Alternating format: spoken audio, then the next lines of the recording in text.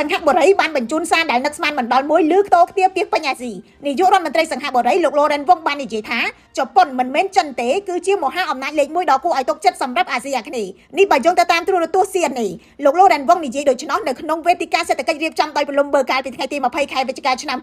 2025លោកថ្លែងបែបនេះដោយផ្អែកទៅលើការស្ទង់មតិច្រើនលើកដែលបង្ហាញថាជប៉ុនត្រូវបានបណ្ដារដ្ឋអាស៊ានផ្ដល់ទំនុកចិត្តខ្ពស់អ្នកវិភាគនិយាយថាការដែលសង្ហបុរីលើកឡើងបែបនេះសម្រាប់ជប៉ុនគឺជាជ័យជំនះការទូតដ៏កម្រមួយនៅពេលដែលភាពតានតឹងរវាងចិននិងជប៉ុនកំពុងតែកើនឡើងដោយសារតែវិបត្តិកោះតៃវ៉ាន់សេចក្តីថ្លែងការណ៍របស់សង្ហបុរីគាំទ្រជាសាធារណៈនៅទួលនីតិរបស់ទីក្រុងតូក្យូជាកម្លាំងស្ថិរភាពនៅអាស៊ីជាមហាអំណាចតែមួយគត់ដែលត្រូវបានមើលឃើញថាមានសមត្ថភាពធ្វើឲ្យមានតុល្យភាពរវាងប្រទេសចិនដោយមិនបង្កឲ្យមានចំនួនការលើកឡើងបែបនេះក៏បង្ហាញដែរថាអាស៊ានស្វាគមន៍ភាពជាអ្នកដឹកនាំរបស់ជប៉ុននៅក្នុងវិស័យពាណិជ្ជកម្មហេដ្ឋារចនាសម្ព័ន្ធនិងសន្តិសុខដែនសមុទ្រសង្ហបុរីទទូចថាខ្លួនមិនកាន់ជើងភាគីខាងណាឡើយទោះយ៉ាងណាសម្រាប់ចិនដែលតែងតែមើលឃើញថាសង្ហបុរីគឺជាដៃគូអព្យាក្រឹតសាររបស់សង្ហបុរីលើកនេះអាចធ្វើឲ្យចិនទោមនស្សនៅពេលសង្ហបុរីហាក់ដូចជាលើកដំកើងជប៉ុនខ្ពស់ជាងចិនអាចត្រូវបានបកស្រាយថាជាការព្រមានមួយថាទំនុកចិត្តនៅក្នុងតំបន់ចំពោះប្រទេសចិនបានថយចុះដោយសារតែការប្រឈមមុខដាក់គ្នានៅសមុទ្រចិនខាងត្បូងសម្ពាធយោធាលើកោះតៃវ៉ាន់